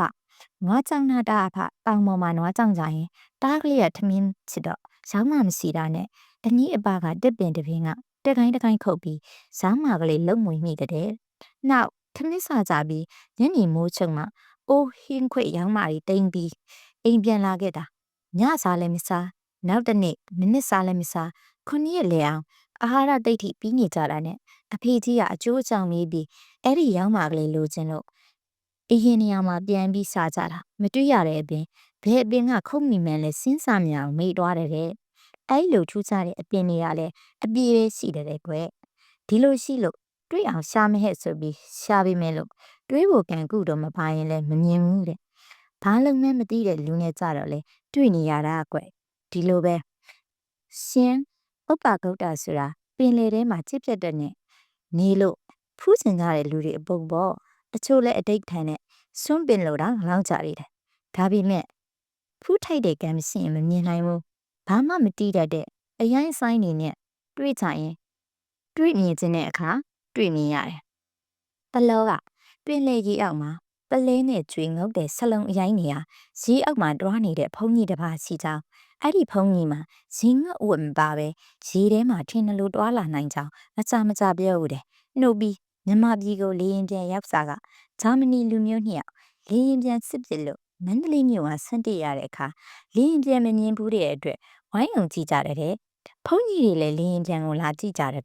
ဒီအခါမှာဂျာမနီတွေကဘုံကြီးတွေကိုတီးတီးခြားခြားကြည့်ပြီးသူတို့လိုလူတွေမိုးပေါ်မှာခဏခဏတွေ့ခဲ့ရတယ်သူတို့ဟာအတောင်လည်းမပါဘဲနဲ့ဘလို့လုပ်ပြီးပြန်ကြတယ်လေလို့မေးဘူးတဲ့ဖူးစင်တဲ့လူတွေကိုမဖူးထိုက်လို့မတွေ့ရပေမဲ့မတိနားမလဲတဲ့လူတွေကြတော့ကောင်းခင်ရံမှာဇန်ပြန်နေတဲ့ရဟန်းသားတွေကိုတွေ့ရပြီစသဖြင့်စကားဦးလှဲမိရာကိုပြောဆိုလာခဲ့ကြရမှဦးဆောင်နာလည်းမိမိသွားမိတိုက်အကြောင်းကိုတွေးမိကတပည့်တို့ရဲ့ယခုငါတွားမဲ့ဖြစ်ပြသားပြတိုက်ကြီးဟာလဲလွန်ခဲ့တဲ့နှစ်ပေါင်း2000ကျော်လောက်ကတည်ရှိလာတဲ့တိုက်ကြီးကလားရှိကထွေးရပေါက်တဲ့ပုဂ္ဂိုလ်များစီမံထားခဲ့တော့တာမန်တိုင်များထက်အဆောင်ရှောက်အားကြီးတယ်အကြီးခဲဖြစ်တဲ့တိုက်ဆောင်များလဲအလဲချလေးလေစောင့်ရှောက်လာခဲ့ကြတာအခုအခါတိုက်ဆောင်ကြီးကညီမ9ဖော်ဆောင်နေဒီတော့ငါတပည့်ညာကိုလဲငါယုံကြည်ကိုးစားလွန်းလို့ခေါ်ခဲ့တာပဲအရာရာတစ္ဆာဆောင်တည်ပြီးစီးမပအောင်စိတ်ကင်ကင်ထားရမယ်ဟိုစကားကိုအဆုံးတက်ခါထိုညညနေလာတဲ့ချင်းအိယာတို့ဝင်ချရလေ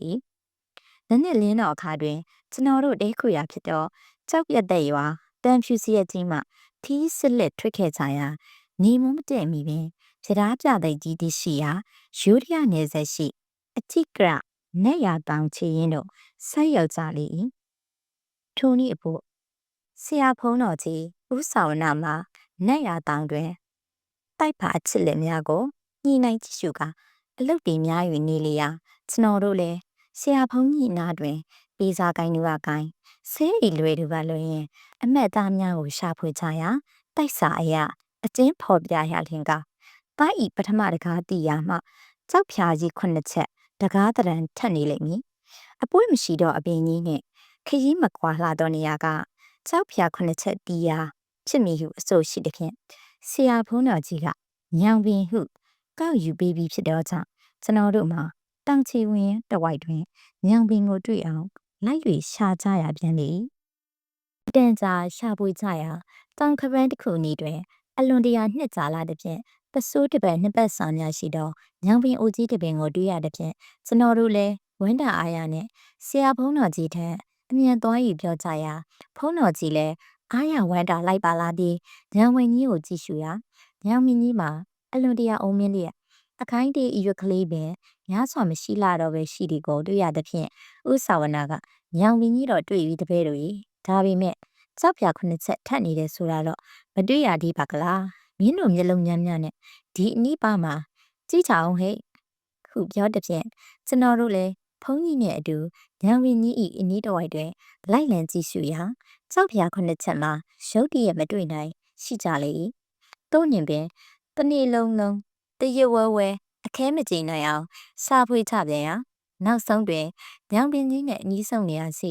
တောင်ကဘာပြက်ကြီးနဲ့တစ်စစ်ထဲစင်ကြီးရှောကမှုတစ်ခုကိုတွေးချရာထိုစင်ကြီးရှောနေရာ၏အလယ်နားတွင်စောက်တုံးတတုံး၏အစတစ်ဖက်ကိုတွေးရတော့ကြောင့်ထိုနေရာဖြစ်တယ်ရာ၏ဟုထိုကမှုပေါ်ရှိမြစ်ပင်ချုံလွယ်တို့ကိုဖေဆားတုတ်တင်ကြည့်ကြရာပကြမီပင်ရှေလျာတော့ကြောက်ဖြာကြီးခုနှစ်ထက်ရွေထက်နေသည်ကိုတွေ့ရရာဖုန်းကြီးနှင့်တကွာကျွန်တော်တို့မှာများစွာအားကျဝမ်းမြောက်၍လာချအိပ်ပေ၏စောစောကကြောက်လေကားကိုရှေအားကြီးရှာဖွေနေရခြင်းဖြင့်အရာခတ်သိမ်းကိုအမှုမထားမိတော့လဲကြောက်လေကားကြီးတွေ့ပြီးတော့အချိန်တွင်ကလူရင်းအချစ်ကြီးပြီးစီးထွားသောကြောင့်အခြားအရာများကိုစိတ်ဝင်စားမိလာရတွင်မှအနီးပါကအယိုးများကိုသတိထားကြည့်မိကြရာတစ်ပင်ချုံကြားကြောက်တုံးများပေါ်တွင်ဖြူဖြူဖွေးနေသည့်အယိုးများမှာအခြားသောတိရစ္ဆာန်များ၏အယိုးမဟုတ်ဘဲလူရိုးတွေလူဤခေါင်းခွန်တွေတောင်ဖြစ်ကြလေရာအချို့အယိုးများမှာဆွေးမြေ့လျက်အချို့အယိုးများမှာလည်းအကောင်ထဲမပြည့်မြေကျနေပြီလျင်အချို့မှာလည်းလက်ထဲကဆေးလွယ်အိတ်ကလေးကိုငင်းမြစွာကင်လျက်လူဒူမနီတော်တောကြည့်မြမဲတဲ့တွင်ညီတူမြမထိမကင်ရအလေခြေနောက်မှာဤမြများပြစွာသောလူဤအယိုးများကိုမြင်ရခြင်းအပြင်တင်းစိန်ဟောင်းများပြီလားဟုရုံမားတန်နေရဖြစ်မိကဖုန်းကြီးဖေဒီလူဒီအယိုးတွေပေါ်နေတာဒီနေရာမှာရှိကတင်းဆိုင်ဟောင်းနေရနဲ့သူရဲ့ဖေဟုပြောရာဥပစင်းဥနန္ဒီယာကဟာမဟုတ်တာတကားရဲ့ဘဲကလာဒီတော့ကြီးတဲ့တင်းဆိုင်ရှိနိုင်မလဲတောလေလာတဲ့လူတွေဘေးဥပတ်တစ်ခုခုတွေးပြီးတေးဆတာနဲ့တူတယ်ဟုပြောပြန်ရာကပ်ပြာကြီးများကစင်းစားသလိုကြည်၍နေလေ၏ဖုန်းတော်ကြီးမှာကကျွန်တော်တို့အခြေတင်ပြောနေကြတော့စကားများကိုခက်ပြုံးပြုံးနားထောင်နေရမှာဟဲ့ဒီအယိုးတွေဟာအခြားမဟုတ်ဘူးတပည့်ရဲ့အနှစ်နဲ့လာကလိုက်ရှာနေကြတဲ့တိုက်ဆရာတွေရဲ့အယိုးတွေကလားတားယုံစွမ်းတဲ့တိုက်ဆရာများဒီအနီးနာမကတ်နိုင်ဘူးဒီတိုက်ကိုလိုက်ဖို့လဲစိတ်မကူးဟုံမို့အတော်စွမ်းတဲ့ဆရာတွေမို့ဒီတိုက်ကိုလာတူးရှာကြတာဒါတောင်မြင်ရဲ့လားတိုက်ဆရာပေါင်းဘလောက်တေဆုံးသွားရှာရဲဆိုတာဒီအယိုးကောင်တွေကိုဒါရေးတွေ့ကြည့်ပြီးတော့အဲ့တော့ငါတပည့်များငါစကားကြက်ကြက်နားထောင်ကြဘယ်နေရာမှစီးမဖောက်ကြနဲ့အထဲရောက်ရင်အမျိုးမျိုးနှောက်ရှစ်ကြလိမ့်မယ်ရွှေငွေပစ္စည်းတွေနဲ့အနှင်းငယ်ဆန်းတက်ကြလိမ့်မယ်လောဘကိုပယ်နိုင်သလောက်ပဲရမယ်ငါတို့ဟာပြဓာပြာကိုဒါရအောင်ယူမယ်ပြဓာပြာရရင်ဒီပစ္စည်းတဲ့အစရာထောင်တောင်းဖို့တန်တယ်ဒီပစ္စည်းတွေဟာပြဓာပြာနဲ့စားရင်တရွေးတစ်ပေါက်စားလောက်မှအဖို့မတန်ဘူးလို့မှတ်ကြပြီးတော့အဖြစ်စည်းတွေကတော့ပစ္စည်းနဲ့တစ်မျိုးကာမဂုဏ်နဲ့တစ်မျိုးထိတ်လက်ကြောက်မဲ့ဖွယ်ရာတွေနဲ့တစ်မျိုးယူပါယုံတက်တာယုံကန္နာယုံယထာယုံဖောတပါယုံဆိုတဲ့ကာမဂုဏ်၅ပါးနဲ့စွမ်းအားရှိလတွေးဆောင်ဖြစ်စေကြလိမ့်မယ်အာယုံ၅ပါးကတပားပါလိုက်မတာရမိရင်ငါတပည့်တို့အတိတ်မရှိကြတော့မှတ်ကြဒီအယိုးတွေလို့မင်းတို့လည်းမရှုမလားသေးပဲဝင်ကြရမယ်နားလေရဲ့လားဥပြောကြရာထူညအတွက်ညံပင်ကြီးအောက်မှာပဲစီးဝိုင်းချ၍ဘေးအနေရန်ဆွဲအနောက်ဆင်များကိုတားမြစ်ခါအိယာအိတ်ထင်းများကိုပြင်ဆင်ကြရလေ၏ဆရာဖုန်းကြီးလည်းနက်နက်လင်းရင်တိုက်ကြီးကိုစတင်တူးရတော်မူဖြစ်၍တပည့်များကိုစိတ်ထားခိုင်နေတဲ့ခိုင်ရန်နှင့်အဖြစ်အစည်းတို့ကိုပကြောက်ရွှင်ရန်အတန်တန်မှားထားဟောပြောပြီးညက်တော်နှင့်မှကျင်းစစ်ကြရာမှောင်မဲတော်တော်နှစ်ကြီးတဲ့တွင်ကျွန်တော်တို့၅ဦးထားမှာတုတ်တုံများမလုပ်ကြတော့ပဲအိပ်ရတဲ့တွင်ကိုအတွင်းနဲ့ကိုရှိကြတော့အချိန်တွင်တောဟိန်တန်တောပြိုတန်တက်တိုင်းကျိုးတန်နဲ့တကွတဟဲတရှဲလေးတိုက်တန်များကြားတွင်စင်နှင့်တကြားတောထားတကြွားတို့၏တီးလွှာအော်ခေါ်ရများကြောက်မဲ့ဖွယ်လူကြီးတန်ကြီးများနှင့်တကွရခင်ကအယိုးကောင်တိုက်เสียအစိမ့်ထေတွေ၏ဒရန်အမျိုးမျိုးနှင့်တဖြိုးဖြိုးတစ်ဖြက်ဖြက်၆လံပြကြသည်တို့ကြောင့်ညီတူမအိတ်စစ်များအောင်ရှိကြလေ၏ကျွန်တော်တို့မှာလီရွေးစဉ်တတိခင်းများဖြစ်ခြင်းကြောင့်တချောင်းဆရာဖုန်းကြီးစီးဝိုင်းအတွင်းတို့ဤတိနာနာဘဝခံမြငွေလာနိုင်ဒီကိုယုံကြည်ရတဲ့ကြောင်းအငယ်ဆုံးသောကိုရင်ပဏိတာကစကပ္ပိယာစီဦးတိလအစုံညီတူမြအပေါ်ဖြစ်စေကြကမူအိတ်စစ်ရများလေးနဲ့တရားပြအတွက်စိတ်အားထစ်တဲ့နေတော့ဆရာဖုန်းကြီး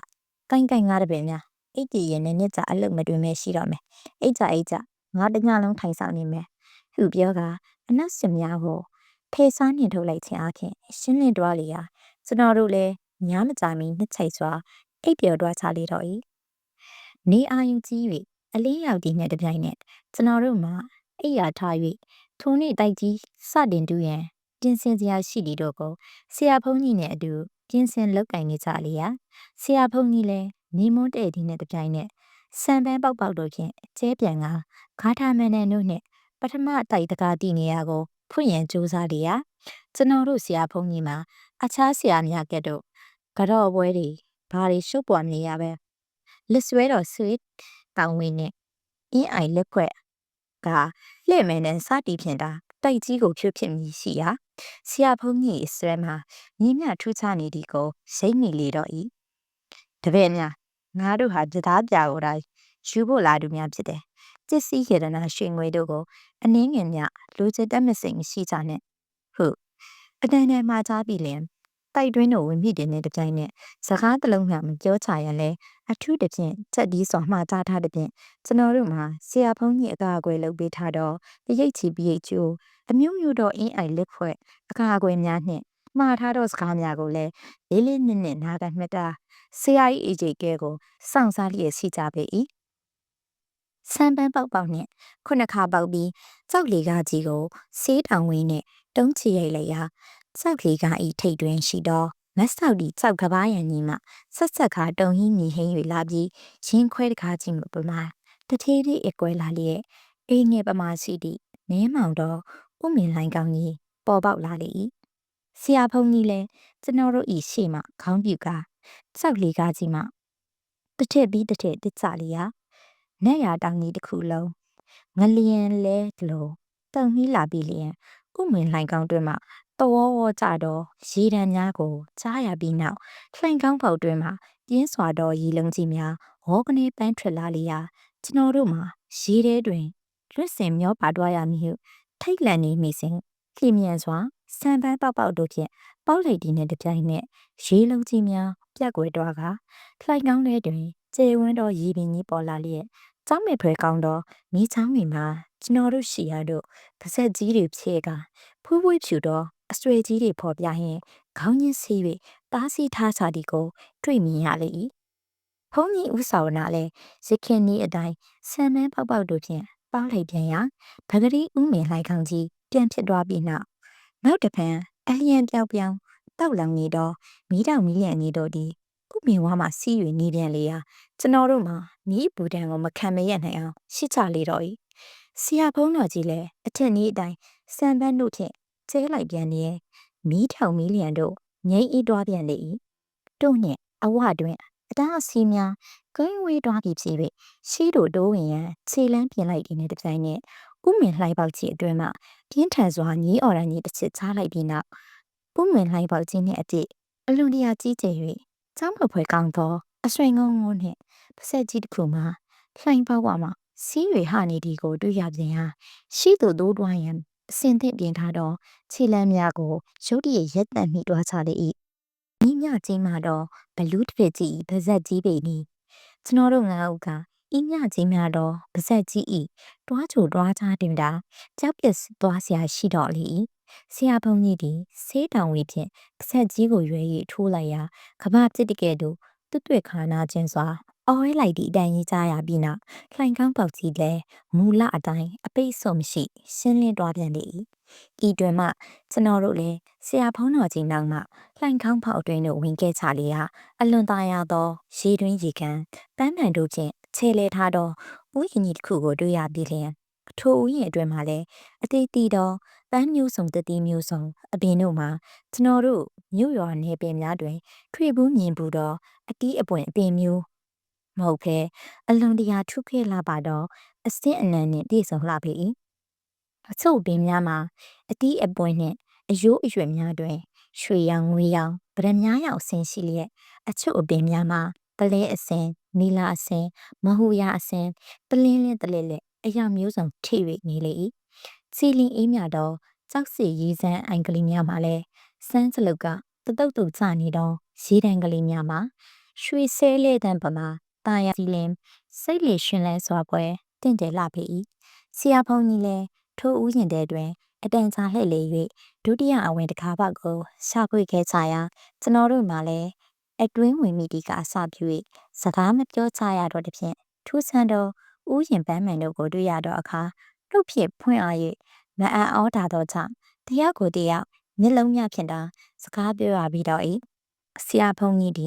စီးတောင်ဝေကြီးကိုထောက်ခါလာခဲ့ရာမချမီတခုသောနေရန်ကြီးနဲ့၎င်းနေရန်အနီးကလူဤတုံးဆမြကြီးတော့တမ်းမဖွားချိုင်လာသည့်စောက်သားဘလူးရုပ်ကြီးတစ်ခုကိုတွေ့ရလျင်ဖုံးတော်ကြီးသည်ထိုကြောက်ရုပ်ကြီးကိုအင်းစီး၍စီးကျိန်လုံးနဲ့ရိုက်ခတ်လျာကြောက်ရုပ်ကြီးမှာတန်လုချောက်ချာကြောက်ပါလီလီအတန်းကြီးဖြင့်ဟဲ့အော်ပြီး၎င်းဤလက်ကြီးဖြင့်ရှိကကြောက်နေရန်ကြီးကိုဆွဲလိုက်ရာရင်ခွဲကန့်လန့်ခါကိုမလိုက်ဖီအလားပထမအတွင်းတိုက်ပကားကြီးပွင့်သွားလျာဝင်းဝင်းဝါဝါနဲ့ရွှေရောင်တွေတစ်ခနဲတောက်ထင်လာသည်ကိုတွေ့ရပြီးမှအလွန်တရာရုပ်ဆင်းလှပတော့မိမပြိုကလေးတရားမှာနောက်ပါချွင်ရန်တုံးချိတ်လောင်နဲ့အပေါက်ဝါတွင်ဒူးတုပ်ရှိခိုးလျက်စီးဆူပေါ်လာကြလေ၏ဖုံးတော်ကြီးမှာတပါးကျွန်တော်တို့လေးဦးတာမှာအန်အိုကြီးတင်ခါလှပစွာဖိလိမ့်ဝတ်ဆင်ထားသောဇမင်းပြိုကလေးများအားအငေးထားကြည့်နေမိကြလေ၏ခေါင်းဆောင်မင်းပြိုလေးနှင့်တကွနောက်တော်ပါအဖော်များမှာရွှေပတိရွှေလက်ကရွှေလက်စော့ရွှေနရောင်းတို့အပြင်ဝတ်ဆင်ထားသောထမိန်အင်ကြီးများမှာလည်းရွှေချီပွင့်ထိုးထမိန်ရွှေကျဲပေါက်ထိုင်မတဲ့အင်ကြီးရွှေစာပြင်ဘဝများကိုဝတ်ဆင်ထားရုံမကထိုအခန်းကြီးတစ်ခုလုံးရှိအတုံးဆောင်များမှာလည်းရွှေသားပကတိတွေကြီးတာလေးရှိလျက်ရွှေတလွန်ရွှေညောင်ဆောင်ရွှေကွမ်းတောင်ရွှေကွမ်းခွဲရွှေလက်ဖက်ခွဲရွှေပန်းခိုင်ရွှေပန်းခွဲရွှေတသားရွှေအိုးအမျိုးမျိုးထွေတွေရွှေမကြီးတောင်တွေကလည်းပေါင်းပုံရပုံရှိလျာတဆောင်တစ်ခန်းလုံးရွှေရောင်နှံဖုံးပြီးလုံးလုံးကြီးဝင်းဝထိန်လင်းနေပေ၏ရွှေရမင်းကညာတစုမှလည်းတောင်ဝေးနေရန်ကအတင်းဝင်လာတော့ဖုံးတော်ကြီးနောက်မှတကောက်ခေါက်လိုက်ပါလျက်မျက်နှာကိုငုံရိပ်ရှစ်ခိုးပြီးလင်ကြရာပြာကိုဖြစ်မယူပါနဲ့အရှင်ဗျာတပည့်တော်မဥဒနာရင်ဒီရွှေတွေကိုယူပြီးပြန်ကြွတော်မူပါဟုအမှုရမြူးမြူးနဲ့ပြောလျာဖုံးကြီးမှာအလွန်တရာခေါင်းမာလျက်တောင်ဝေးနေမကြရမ်းပြစ်တော့ကြောင့်အနည်းတို့မကန့်ဟွန့်ကြတော့ပဲကျွန်တော်တို့ရှိရတော့အသေးလေးလှည့်လာကြကအချို့ကကိုရင်ပဏိတာကိုဝိုင်းရက်အချို့ကဥပစင်နန္ဒီယာကိုဝိုင်းပြီးတချို့ကလည်းကပ္ပိယကြီးဦးတီလာကိုဝိုင်းလျက်အတီးတီတောင်းပန်ကြလျာကျွန်တော်ထံမှမူကားခေါင်းဆောင်ဥက္ခရရုပ်လှဆုံးဖြစ်တော့မင်းမပြိုကလေးနဲ့ရင်ဆိုင်မိလျာကျွန်တော်ဤလက်ကိုဆွဲပြီးရှစ်ခိုးပါရဲ့အကိုကြီးရဲ့ကျမတို့ကဲပါအောင်ကြရာပြကိုတော့မြူချပါနဲ့ကျမတို့အခန်းထဲမှာရှိတဲ့ရွှေတွေအကုန်ပေးလိုက်ပါမယ်အေးပြန်ကြပါတော့အကိုကြီးရဲ့ဖုန်းကြီးကိုတိတ်တဆိတ်တောင်းပန်လို့ပေးပါအောင်ခုပူဇံကိုမင်းရင်စွတ်တင်းတောင်းပန်အတနာခံနေလေတော့ဤကျွန်တော်လဲတနာစရာတပွဲချစ်စပွဲတခန်းပူပုံပန်းနှင့်တလဲအမှုအရာမျိုးစုံနဲ့တစ်ဖက်သားတနာလာအောင်ဆွဲဆောင်နေပြီအလားမရက်မနာတောင်းပန်နေဒီကိုစကားမပြန်နိုင်ပဲခေါင်းငိုတာအတွင်တွင်ခါရီပြရလေ၏ကိုရင်ပဏိတာနဲ့ဥပစင်ဥနန္ဒီယကပ္ပိယကြီးဦးတီလာတို့မှလည်းကျွန်တော်နီးအတိုင်းခေါင်းကြီးတွေကိုဒါအတွင်ရမ်းနေကြသည်ကိုတွေ့ရပေ၏ဖုံးတော်ကြီးလည်းတောင်ဝေးကြီးကိုရန်ကနဲ့တိုက်ခန်းကြီးတစ်ခုလုံးတွင်ဒုတိယအတွင်းတိုက်ပကားတရှိရာဌာနကိုလိုက်ညံရှာဖွေလျက်ရှိတော့ကြောင့်ကျွန်တော်တို့မှလည်းရွှေရမင်းပြူမတွေကိုရှောင်ရှားတွန်းဖွယ်ကဆရာဖုန်းကြီးတွားရနောက်တော့တကောက်ခေါက်လိုက်ပါနေကြစဉ်ရွှေသားပန်းကြွရိုးရကနုတ်စတီတို့ဖြင့်မုံးမဲ့ချဲလဲထားတော့စောက်နေရကြီးအနီးတွင်လူဤအရက်မောင်းတိုင်းထုလှုပ်ထားတော့ရွှေသားမိမ့်မိုက်ရုပ်ခုနှစ်ခုတို့မှာနိုင်ရန်ဘက်ကိုလှည့်လျက်အစင်လိုက်ရှ िख ိုးမတ်တက်လျက်တီရှိနေချသည်ကိုတွေ့ရပြီးနောက်ထိုးရွှေရုပ်တို့ဤရှေ့တဲကအလွန်လှပသောရွှေချီတို့ကန့်လန့်ခါကြီးဖြင့်ဖုံးလွှမ်းထားသောအရာကြီးတစ်ခုကိုတွေ့ရပြန်လေ၏ဖုံးတော်ကြီးလည်းထိုကန့်လန့်ခါကြီးကိုမတင်ကားတော့ကြောင့်နားရည်ဖွင့်ကြည့်လိုက်ရာပထမတကားတွင်တွေးခဲ့ရတော့ကြောက်ဘလူးရုပ်ကြီးထက်ချောင်းမွေဖွဲကောင်းသောလက်လေးပစ်ရှိကြောက်လူကြီးကိုတွေ့လျာဖုံးကြီးမှာရခင်ကြီးအတိုင်းအင်းစီး၍စေးချိန်လုံးနဲ့ဇိုင်းနဲ့ပြန်ရာကြောက်ဘလူးကြီးမှာတွတ်ခါအောင်ဟဲ့အောင်ညင်းညူနေလျင်ရွှေရမင်းတထိုင်မှာလဲခေါင်းချင်းရဲ့ခါမိုးကြွေးချကုန်၏ကြောက်ဘလူးရုပ်ကြီးမှာလဲစေးချိန်လုံးတန်းချက်ကိုမခံမရနိုင်ပြီအလားရင်းရန်လာပြီးလက်ကြီးလေးပြချင်းစောက်နေရန်ကြီးကိုထုရိုက်လိုက်ရင်တောင်ငလျင်မြည်ဟိ၍မိုးချုပစ်လိုက်ပြီးအလားထူးခြားချောင်းမဖွယ်အတိုင်းကြီးများပေါ်လာပြီးနိုင်ရန်ကြီးမှာတစ်ဖက်တစ်ချက်တို့ခွဲတွားပြီးဒုတိယအတွင်းတိုက်ကြီးပွင့်တွားလျာကျွန်တော်တို့လည်းဖုံးကြီးနောက်မှာလိုက်ပါတွားချတဲ့ဟာဒုတိယတိုက်ကြီးအတွင်းတို့ကကိုပွေးနုဖြူနှစ်ပြောဦးအစင်ကဲ့သို့ တိုက်တွင်းရှိသုံးဆောင်ဟုသည်များတို့မှာပလဲဖြင့်သာစီချေမုံမဲ့ထားသည်ကိုတွေ့ရပြီးလျင်တကားဝတွင်လည်းသခင်တွေးခဲ့ရတော့ရွှေရမင်းဖြူများထက်အလှအချောတွင်ပြောစရာရှိသားအားမိမပြူပေါင်း6ကြိမ်လောက်နဲ့ထိတ်ဆုံးမှအကြီးအကဲပလဲသူဆန်းနက်ကညာကလေးတယောက်ပါအခန်းပေါက်ဝတွင်ဒုတုပ်ရှိခိုးတည်းပေါ်လာပြန်ဒီကိုတွေ့ရလေ၏ဤမြခတန်တော့အဆောက်ရှောင်များပင်ဤမြပြပြဝဲကြောင်လာရတော့ကျွန်တော်တို့စီရဤတီလာတိတ်ခါအသက်တင်ညာနဲ့တမာတိတရားကိုကိုးစားယုံကြည်မိခါဤပြရားပြလိုက်ကြီးအပြီးတိုင်အောင်မြင်နိုင်ငင်းတော်မူဟုဝဟတာကြီးတာမိကြလေ၏ယခုတွေ့ဆုံရတော့ဒုတိယတစ်ခါမှဘင်းမပြူများမှလည်းတကိုယ်လုံးတွင်ပလဲရည်သနာတို့ဖြင့်ပြီးတော့အဝတ်တန်စာထွားတဟာဘီကက်တို့ကိုဆင်းမြန်းပြီးလျင်မြည်ရည်စလစ်ဖြင့်အထက်နီးအတိုင်းတောင်းပန်စားပြန်ရာဆရာဖုန်းတော်ကြီးနဲ့တကွကျွန်တော်တို့လည်းအထက်နီးအတိုင်းပေးရှားကတတ္တရတိုက်တကားတီယာဌာနကိုရှာကြပြန်လေ၏ရခင်အခန်းအတိုင်းရွှေသားပေါ်တွင်ပလဲရတနာတို့ဖြင့်စီချဲထားသောမိမရုပ်ခဏရုပ်ဖြင့်ပလဲနှင့်စီချဲထားသောကလကာဖုံးလွှဲထားသည့်လက်ချောက်ပစ္စည်းတကားဆောင်ကြောက်ဘလူးရုပ်ကြီးကိုတွေ့ရလျာဆရာဖုန်းကြီးလည်းရခင်နေ့အတိုင်းစေးချိန်လုံးဖြင့်ကြောက်ဘလူးရုပ်ကြီးကိုရိုက်ခတ်ခါတတိယတိုက်တကားကိုဖွင့်စေပြီးလျင်နီလာဖြင့်ပြီးတော့တတိယမြောက်တိုက်တကားကြီးပွင့်ကာနီလာဖြင့်စီချဲအပ်တော့အဝတ်တန်စာများကိုဝတ်ဆင်ထားသောခေါင်းဆောင်မင်းမပြောနှင့်နောက်ပါဆံရံများထွက်ပေါ်လာပြီးအထက်နီးအတိုင်းယူဒီစွာတောင်းပန်ချပြန်ရာဆရာဖုန်းကြီးလည်းအထက်နီးအတိုင်းဖယ်ရှား၍စတုတ်ထာတကားကိုတွေ့ရပြန်လျင်ရခင်နီးအတိုင်းပင်စိန်ရတနာတို့ဖြင့်ပြီးတော့အခန်းကြီးနှင့်စိန်ခဲတို့ကိုဆင်မြန်းထားသောမိမပြောတစု၏တောင်းပန်ခြင်းကိုခံရပြန်ကမြရတနာတို့ဖြင့်ပြီးတော့ကျင်းစမတကားကိုကြောင်းနေလျက်စတ္တမမြောက်ဖြစ်တော့ဗရညာရတနာတို့ဖြင့်ပြီးသည့်တိုက်ခန်းကြီးအထိချောမောစွာရောက်လာကြလေရာခုနှစ်ခုမြောက်တတ္တမတိုက်တကားတစ်ခုသာကျန်တော့လေ၏ဆရာဖုန်းကြီးရဲ့စွမ်းကအမကန်ထူးခြားလှပြီးတော့၏မူလလှေကတဲ့တကားများကိုခြံလိုက်၍တိုက်တကားကြီး6ထပ်နှင့်အကားအစီးများကိုမပင်မပန်းပဲတွန်းလှန်ဖြူဖြစ်ခါလွယ်ကူစွာကြော်နေနိုင်ခဲ့လေသည်တရားပြကတိုက်တကား9ထပ်အတွင်းသို့ရောက်မှတွေ့မြင်ရတော့မည်ဖြစ်လေရာလုံမြောက်ခဲ့တော့တကား6ထပ်တို့မှလည်းပထမအခန်းကရွှေဖြင့်ပြီးလျက်လလေးပစ်ရှိဘလူးကြီးဆောင်နေ၏ဒုတိယအခန်းကပလဲဖြင့်ပြီးလျက်လက်6ဖက်ရှိဘလူးကြီးဆောင်နေ၏တတိယအခန်းကနီလာဖြင့်ပြီးလျက်လက်8ဖက်ရှိသောဘလူးကြီးဆောင်နေ၏စတုတ်ထအခန်းကစိန်ဖြင့်ပြီးလျက်လက်10ဖက်ရှိသောဘလူးကြီးဆောင်၏ကစ္စမအခန်းကညရာဖြင့်ပြီးလျက်လက်12ဖက်ရှိသောဘလူးကြီးဆောင်၏စတ္တမအခန်းကဗရမ ्या ဖြင့်ပြီးလျက်ခေါင်းလေးလုံးလက်14ပဲရှိသောဘလူးကြီးဆောင်၏၎င်းတိုက်ကြီးကိုကြီးစိုးအုပ်ချုပ်နေသောမြမ9ဖော်နှင့်6ယောက်တို့ကိုလည်းနိုင်နှင်းခဲ့လိပြီရှေ့အဖို့၌ကျွန်တော်တို့မှာတရားပြကိုရရန်တတ္တမမြောက်တိုက်တကားဖွင့်၍ယူချရယုံမျှတာကျန်တော့တဲ့ဖြင့်ဆရာဖုန်းကြီးနှင့်တကွကျွန်တော်တို့တပည့်လေးဦးမှာအလွန်တရာရခဲ့သောတရားပြကိုရတော်မူဟုအတီးကြီးစိတ်အားထစ်တန်စလျက်ရှိကြကုန်၏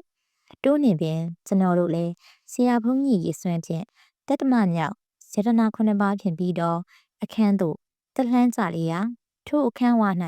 စပင်ဖားလျနှင့်အထူးခြားအလားပါဆုံးသောမိမပြိုတယောက်မှရတနာ9ပါးဖြင့်ပြီးတော့အဝတ်တန်ဆာများကိုဝတ်ဆင်လျက်အချွေအရန်မိမအဖြူပေါင်းမြောင်များစွာနှင့်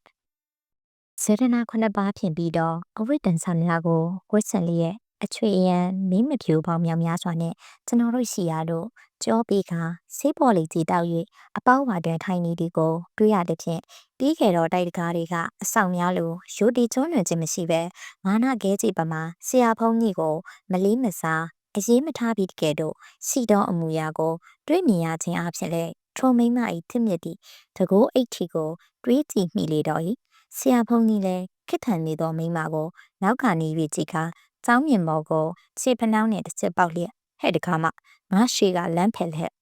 ဟုတစ်ချက်ငေါက်လျင်ရခင်မင်းမပြိုလဲစောင်းကန်ကန်ကြီးတစ်ချက်လှည့်၍မဆောင်ထိုးပြီးမဖယ်နိုင်ဘူးဟုတခွန်းနဲ့ပြောကခြာကနေပြန်လှည့်တွားလေဟဲ့တခါမှလမ်းဖယ်မဖယ်နိုင်ဘူးတိုက်ကြီးတစ်ခုလုံးငါနိုင်လာခဲ့တာနင်းတယောက်ထက်ခေါင်းမာနေသလား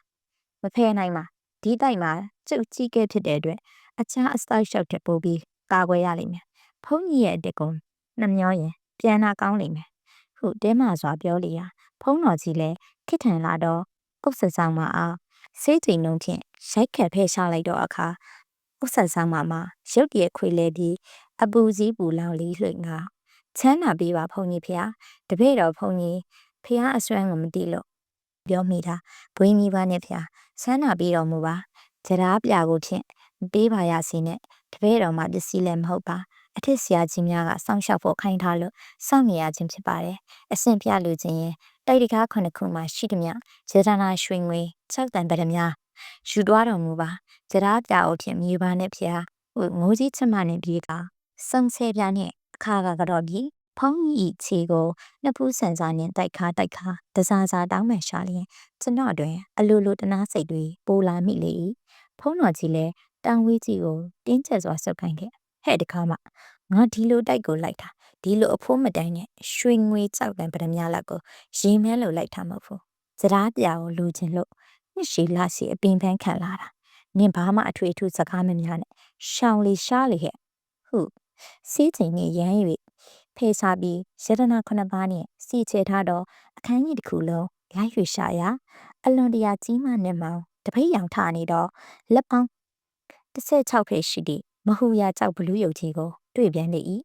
ဖုံးတော်ကြီးလည်းဆေးချိန်လုံးကြီးနဲ့အင်းစီ၍ရိုက်ပြန်လေရာဘလူးရုပ်ကြီးမှာမိုးချုံထန်လာကြီးမမဲနဲ့တော့အတန်ခွဲကြီးဖြင့်ဟဲ့အော်ပြီးလက်ကြီး16ဖက်တော့မှလည်းလဲပစွန်းဤခြေချောင်းမြပမောင်အသေးသေးလှုပ်ရှားလာပြီး၎င်းရှိ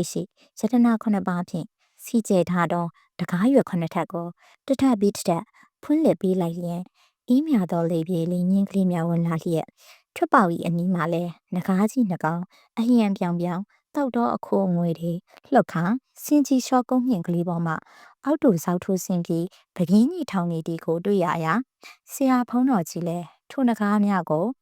ဆန်ပန်းပေါက်ဖြင့်ကျဲပေါက်လိုက်သည့်ခဏ၌နဂါးကြီးများမှာရတနာ9ပါးတို့ဖြင့်ခြေလဲထားသောရွှေသားလေကားကြီးဖြစ်သွားတော့ကြောင့်လျင်မြန်ပေါ်ပါစွာတိကြွတော့ဆရာဖုံးကြီးနောက်တော့ကျွန်တော်တို့လည်းကောက်ပါအောင်တက်လိုက်သွားကြရာလှေကောင်းထိတ်တို့ရောက်တည်နေတပြိုင်နက်ချာမျိုး၅ပါးဖြင့်တင့်ကြည်လင်းလှသောအထစ်ကရကြောက်ရီခန်းကြီးတစ်ခုကိုဥတိုက်တွေ့ရပြီးလျင်ရေကန်ကြီးဤအလဲတွင်လည်းစလင်းကြောက်ဖြူပြက်သက်ကြီးတစ်ခုကိုအဝေးမှမြင်ရလေ၏ဖုံးတော်ကြီးနှင့်တကွကျွန်တော်တို့မှာထိုကြောက်ဖြူပြက်သက်ကြီးကိုမြင်ရသည်နှင့်တပြိုင်နက်နောက်ကမောပန်းလာခဲ့သည့်တို့ကိုမေးပြောက်သွားက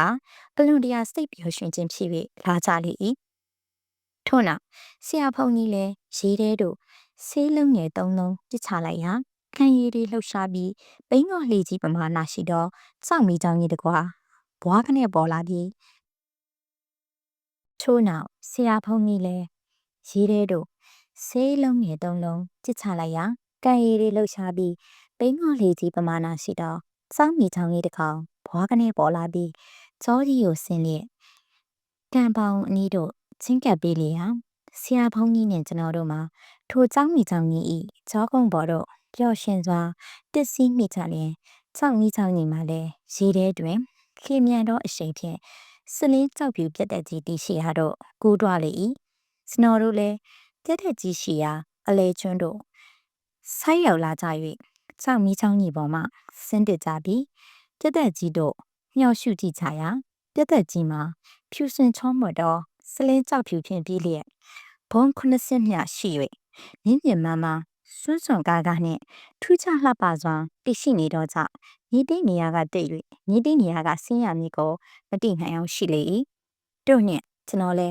ကြောက်ဖြူပြတ်သက်ကြီးကိုကြည့်၍ငေးနေမိသည်ဖြင့်အနည်းအပါတွင်သတိမထားမိပဲရှိနေရမှဆရာဖုံးတော်ကြီးကိုကြည့်လိုက်ရာရေကန်အသစ်ဆာနာတွင်တည်ရှိသောကြောက်ရထားကြီးကိုကြည့်ရှုနေသည်ကိုမြင်သည်ဖြင့်ကျွန်တော်လဲဖုံးကြီးအနီးတို့လိုက်သွားပြန်ရာထိုကြောက်ရထားကြီးမှာကြောက်စလင်းဖြူဖြင့်ထုလုပ်ထားလျက်လှပကြောင်ရှင်သောကြောက်မြင်းထန်နှစ်စီးထပ်ဆင့်လျက်စထားပင်းကြီးနှစ်ဖြစ်ရှိဘီးတွားများမှာလည်းနတ်ဘလူးယုံများတာဖြစ်ပြီးလျက်အပေါ်ကရထားအိမ်မှာလည်းကြောက်တားဖြင့်ပြီးသောချူပန်းချူအောင်စင်ဆဲဝန်းရှက်ရိုးရပန်းကစ်တို့ဖြင့်ပြီးလျက်ကျွန်တော်မှာဤမြလှပထူခြားသောစထားကညီတို့ညီဟုစိတ်ထဲကတွေးကြနေစဉ်ဖုံးတော်ကြီးလည်းကျွန်တော်တို့ကိုအချစ်ပြ၍ရထားပေါ်တို့၎င်းနှင့်အတူတက်စေပြီးနောက်ကြောက်မြင်းပြန်ကို ဆံပန်းပေါက်ပေါက်တို့ဖြင့်ပေါက်လိုက်ခါစေးချိန်ဖြင့်မြင်းဤတင်ပါကိုတုံးချင်မြရိုက်လေလျင်မိုးချိုးထစ်တန်ကဲ့သို့ပြင်းထန်သောအတန်ကြီးပေါ်လာပြီးစက်ဝဲထားကြီးမှာတိမ့်တိမ်ခါလာရမှမြေပေါ်တို့ကြွားပြီးတစတစမြင့်ခါကောင်းကင်ရန်တို့ရန်တစ်ပြီးကြောက်ဖြူပြတ်တဲ့ကြီးကိုလက်ရရဲ့တုံးပန်များလှည့်ပြီးဘော80အထက်တကားသို့ရထားရှင်ရက်လျာဖုံးတော်ကြီးနဲ့ကျွန်တော်တို့လည်းတရားပြရှိရာပြတ်တဲ့ကြီးပေါ်တို့ကူးကျော်ဆင်းတက်ကြလေ၏ပြတ်တဲ့ကြီး၏အတွင်းကမ်းများမှာအလွန်တရာအဖိုးထိုက်တန်လာသောရတနာတို့ဖြင့်စီချဲမုံမှန်ထားသောအတုံးဆောင်များနှင့်တကွရွှေလေရွှေလောင်းရွှေမောင်းရွှေစီရွှေထီရွှေရက်ရွှေကလတ်ရွှေအုပ်ဆောင်ရွှေခေါင်းလောင်းရွှေကြီးစီစသည့်အတုံးဆောင်အမျိုးမျိုးများမှာလည်းရွှေသားငွေသားရတနာခုနှစ်ပါးတို့ဖြင့်တတိတခြားတခန်းတနာပြုပြင်ထားသည်ကိုတွေ့ရလျင်ပြတ်တဲ့ကြီးအလဲဘိုးတွင်ဇာကလက်ပမာအတော်မြင့်သောနေရာတွင်ရတနာခုနှစ်ပါးစီချေထားသောရွှေပလင်ကြီးပေါ်၌သကောငယ်ပမာဏရှိသောအယောင်တစ်ဖိတ်ဖိတ်တောက်တည်းရှိသည့်ဗရမများကြောက်ပြတစ်ခုကိုခုံးမန်းလေးရောက်နောက်ကျောချင်းဆိုင်တိုင်း၍ထိုဗရမများကညီရဲသောကြောက်ပြကြီးပေါ်တွင်မှရတနာကိုးသာစီချေသောရွှေသားကလပ်ပေါ်တွင်မှန်ပေါင်းချောင်ဖြင့်ဖောင်းအောင်လျက်ကြရားပြထည့်ထားသောဂန္ဓနီလာကျုပ်ကလေးကိုတွေ့မြင်ရသောအခါဖုံးတော်ကြီးမှာအနစ်နဲ့လာကျိုးစားကြံစီလာရသောမိမိအလိုဆန္ဒပြည့်ရတော်မူဟုအားရရွှင်မြူအထူးဝမ်းသာ၍နေပြီးလျင်ကျွန်တော်တို့မှလည်းအားလည်းအစ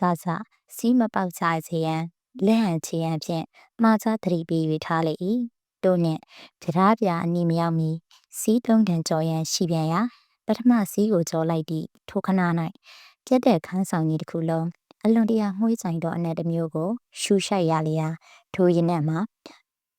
လူတို့ပြည်တွင်တစိမ့်တစ်ခါမျှမရှူဘူးတော့လွန်တရာထုခဲ့သည့်ဂန္ဓာယုံရင်နှင့်အထူးဖြစ်သည်ဖြင့်ကျွန်တော်တို့မှာအထူးသဖြင့်ထိုရင်နှင့်ကိုတာယာတက်မလျက်ရုတ်တရက်ငိုင်မီးတွေဝေကအိတ်ချင်လာကြ၏ဆရာဖုံးတော်ကြီးလည်းဆွေးအိတ်ထဲမှကက်ကူရုတိုက်ဝင်တာကိုထုတ်၍ကျွန်တော်တို့ကိုရှူချိန်မှရခင်အမွှေးနံများပြေးပြောက်သွားကအိတ်ချိန်စများပါပျောက်လွင်ကုန်ကြလေ၏ထိုမှတပံမွှေးဆိုင်သောရင်နှံများပျောက်သွားသည်နှင့်တပြိုင်နက်ဒုတိယစီကိုကြောကြပြန်ရာလွန်တရာတာယာလာတော့နတ်ဆောင်နတ်နှင်းနဲ့ဒုတိယတန်ထင်ရလာအောင်ထူးခြားသောဒုတိယတန်များကိုကြားရပြန်လေရာကျွန်တော်တို့မှာထိုတရားယုံကိုခုံမင်းလိုက်စားနာထောင်၍အားမရနိုင်အောင်ဖြစ်ကြရမှစိတ်ကြွရွှင်မြူလာပြီးကချင်းခုံချင်းစိတ်တို့မှာစိတ်မရနှိမ့်မရအောင်ထကြွလာပြီးစီးချဝါချင်များပင်လိုက်စာပြကြလေရာဆရာဖုန်းကြီးလည်းကျွန်တော်တို့ကိုလှည့်ကြည့်ခါခေမြန်စွာပရပိုက်တွင်စာရေးလျက်အထက်တို့မြောက်၍ပြမမကားနဲ့ဟုရေးတာသားမြစ်ဒီကိုတွေ့ရရာအကယ်၍များကားမိပါကကျွန်တော်တို့စီးပေါက်တော်မူဖြစ်ကြောင်းတွေးမိခါစစ်တီးများပင်ထား၍လာမိလေ၏တို့နှင့်ကျွန်တော်တို့မှာကကျင်ဒီစိတ်ကိုဖိနေ၍ကြက်ကြက်ကြီးစိတ်ကိုချုပ်ပြီးတတိယစီကိုကြောချပြန်တော့အခါမူတင်ကရွှေပေတစ်ခုပေါ်တွင်မီးမတောင်းရဟုရေးထားသောဂမီးစာတစ်ခုကိုသာတွေ့ရလေရာကျွန်တော်တို့မှာဤအခန်းတွင်ဤတူမြဆေးလိမ်မတောက်၍ဤတူမြမီးတောင်းရမလို့ဟုထင်မိကထိုစီးအတွင်၌ထူးဆန်းလှပါသောရွှေလေရွှေတင်းဘောကလေးများရွှေလဲကလေးများနှင့်ရွှေရကန်းစင်ရွှေကရင်ရွှေညောင်ဆောင်ကလေးတွေမှာအစီအီစီစဉ်ခင်းကျင်းထားလျက်ရွှေမောင်ငွေမောင်ရတနာခုနှစ်ပါးစီချဲထားသောမောင်းများမှာလည်းအကြီးအငယ်အရွယ်အလက်မှစ၍အလွန်တိမ်ငယ်လာသောအရွယ်ထိခန်းလုံးပြီးကျက်၍နေလျာကျွန်တော်တို့မှာထိုကဲ့သို့လွန်တရာလာပါသောရွှေလေရွှေလောင်းရွှေမောင်းကလေးများကိုအလွန်တရာကိုင်းတွဲခြင်းလှသဖြင့်စိတ်ထဲတွင်မယုံမိပါရများကလည်းကြိုးကြွကြွဖြစ်နေကြလေ၏ထိုခိုက်တွင်ဖုံးတော်ကြီးမှာဘာမှမကင်ကြနှင့်ဟုပရပိုက်တွင်စာရေးပြတော့ကြောင့်ကျွန်တော်တို့လည်းမယုံမရွဖြစ်နေသောစိတ်များကိုကြိုးစားချုပ်တီးထားရလေ၏ဖုံးတော်ကြီးကပြထားပြရှိရာဇာကလက်ဘော်တို့တက်သွားလေ၏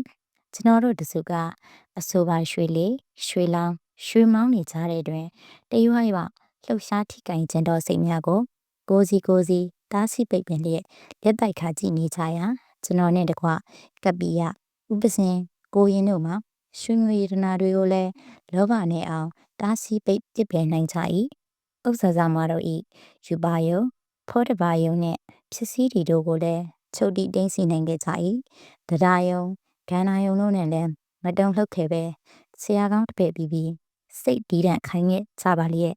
ဤအခန်းတို့ရောက်မှတောက်တူမေရကလေးတွေကိုကိုင်းတွေကြည့်ရှုခြင်းတော့စိတ်မရနှိမ်မရအောင်ထားကြွတောင်းချမ်းလျက်ရှိလေတော့၏ရွှေမောင်းကြီးငယ်အတွေ့တွေတို့မှလည်းကျွန်တော်တို့ဤစိတ်များကိုဖျားယောင်းတွေးဆောင်ခေါ်ပြီးအလားတီးများတီးလိုက်ရလျင်ဘလောက်တန်တာမလဲဟုတီးကြည့်ခြင်းစိတ်တွေတကယ်ကဲဖြစ်နေကြလေ၏ရင်းတို့ချုပ်မနိုင်တာမရလှိမ့်လဲစိတ်ဆွဲရပါတော့မည်ကဲ့သို့ဖြစ်ကြနေစဉ်ကျွန်တော်လဲဆရာဘုန်းတော်ကြီးကိုတစ်ချက်လှည့်၍ကြည့်လိုက်မိရာဘုန်းတော်ကြီးမှာကြရာပြချက်ကိုယူရန်လက်ကမ်း၍ပင်နေပြီးဖြစ်သည်ကိုမြင်ရလျင်ကျွန်တော်လဲဝမ်းအတားကြီးတာမိနေစဉ်နောင်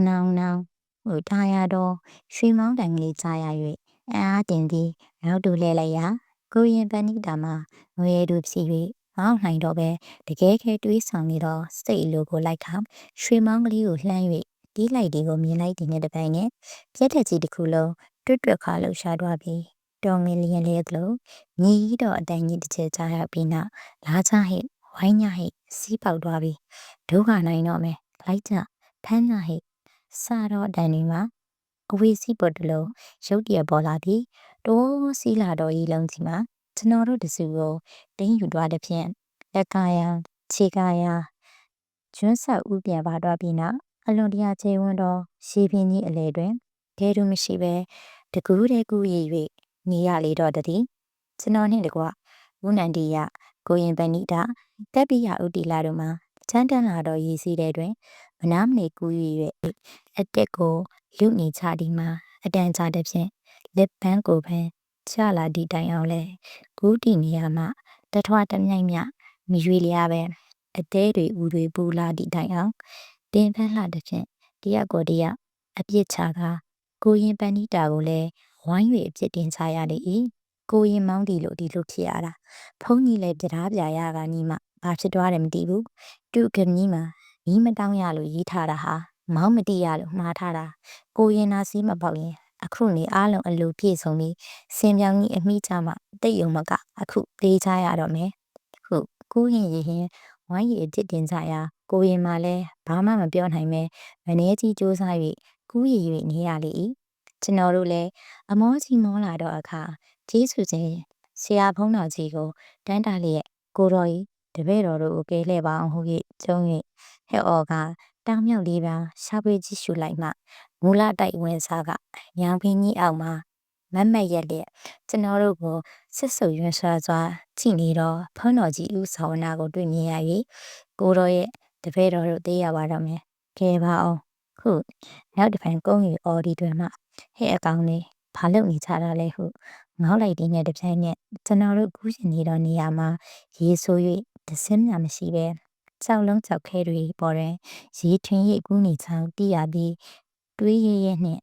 ပေါက်ပြဲပွန်းပယ်နေတော့ဒူးချင်းများကိုနှိပ်ခါအမလီတာနေတော့ကျွန်တော်တို့အနီးတို့ဖုန်းတော်ကြီးဦးဆောင်နာရောက်လာပြီး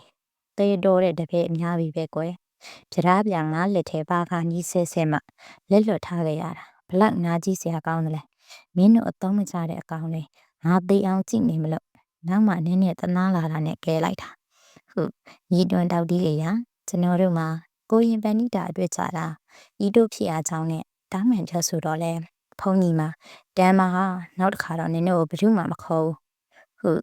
စိတ်ပြည့်ကြီးဖြစ်ပြီးမခန့်ချိမခန့်တာကြီးဖြစ်နေစားတဲ့ဖြင့်ကျွန်တော်တို့မှာပွန်းပယ်ပေါက်ပြသောနာကနာကျင်ဒီကိုသတိမရနိုင်ပဲနှစ်ပေါင်းအစိတ်30ကျူးပန့်လာပြီးအကျံအောင်မြင်လူနီးမှတစည်းရာဒီတို့ကိုနှမျောဝမ်းနဲ့အာနာခြင်းကြီးစွာဖြင့်ဖုံးတော်ကြီးကိုမျက်နှာပူနေရပြီးလျင်ယခုတိုင်လဲ